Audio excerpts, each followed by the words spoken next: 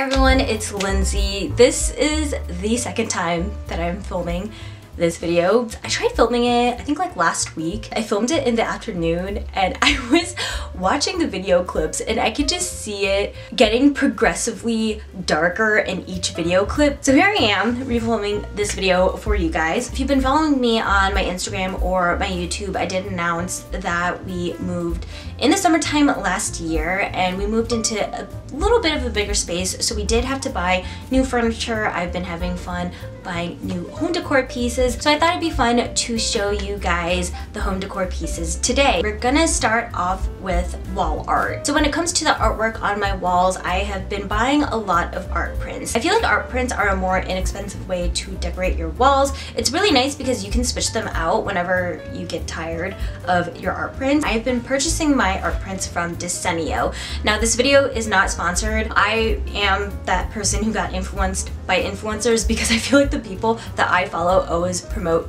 Decor. And what I really like about their site is that they have a bajillion different options, and I picked up quite a few. So I have these two gold leaf prints that are in my living room, and then I have this big spotted leopard print. I thought it looked really cool. It's actually supposed to be for a kid's room, and I originally wanted to keep it in my bedroom. Eventually we just thought it'd be best to go into the family slash playroom. I also picked up a smaller like ABC print that has animals. It's very kid-like. I also thought it looked really good in the basement since that's more of the fun room. And then my favorite one is this one. I don't even know how to describe it, but it's this French print that has gold leaf, I believe, on it. And it's an ode to my love of French interior design. The thing I will say that I don't particularly like about the art prints is that it got printed on more matte paper. I don't remember if you can choose between matte or glossy when it comes to printing,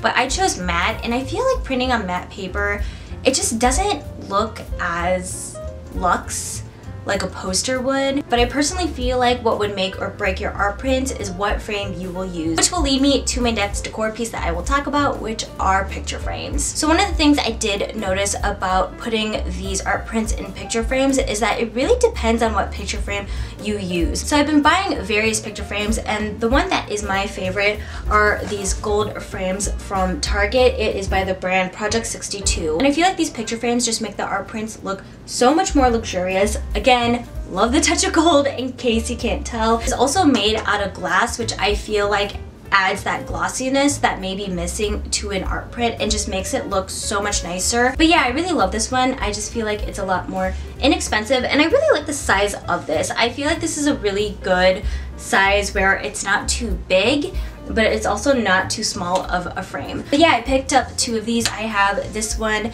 that sits on my bar cart, and then I don't know if you can see behind me, but I have one on my wall of an abstract art print that I did. But I just think that these are very, very nice frames. All right, last for artwork, we are going to talk about the one behind me, which is wallpaper.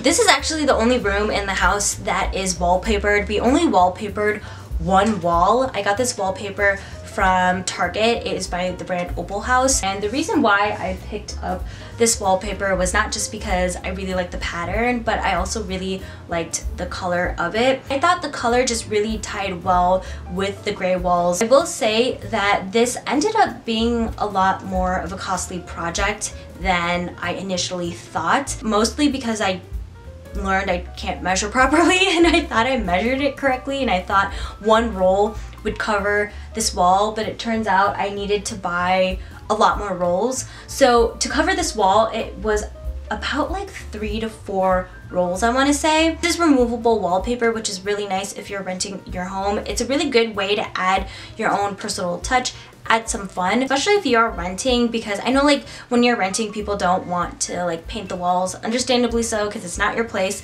But I feel like a really good way to add a little bit of fun is by adding removable wallpapers. But when we were removing it, it didn't peel off the paint of the wall. That is something to be very careful of, even when it comes to like those wall decals. Sometimes when you remove it, it can strip off a bit of the paint, and the one from Target at least with this one. We didn't really have any issues of it just like ripping off some of the paint. With removable wallpaper, I feel like it's a really good way to help dress up your walls. Next category, we're going to be talking about vases. So the one I have right here is this faux olive tree plant that I got from Target. It is by the brand Studio McGee. I am not team faux plant. I'm actually team real plant, even if I accidentally kill them. I just really like the look of real plants. The reason why I picked this up is because I really wanted to put a plant in our bathroom, but our bathroom gets zero sunlight, which is why I opted for the faux deal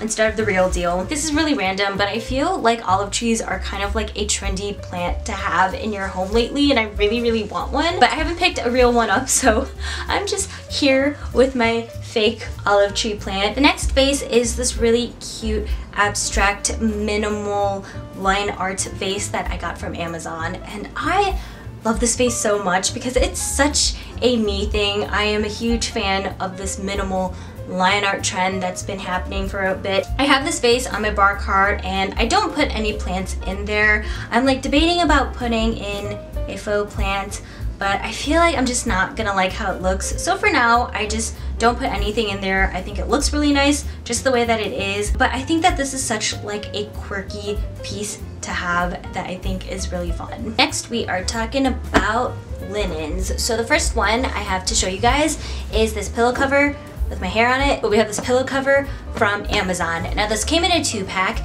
and I really like that it's number one, inexpensive, but number two, they have a million colors, and number three, it just feels really nice, and I really like the quality of it. So I do have a couple tips when it comes to pillow covers. The first one I heard from Kiva here on YouTube. I love watching her channel. The tip that she did give when it comes to throw pillows is to get pillow covers and pillow inserts separately. That way, if your style changes or if you want to switch things out, it's a really good way to do that and not take up so much space. I was that person that would keep buying throw pillows at HomeGoods, and I would buy a lot because my mood would switch out. And I just feel like just buying pillow covers and pillow inserts separately would just help you save so much more space. So with this one, the pillow insert is bigger than the pillow cover, and it just helps fill up the pillow cover so much more nicely. I just feel like this looks a little bit more plushy and just more luxurious. You can kind of do that like karate chop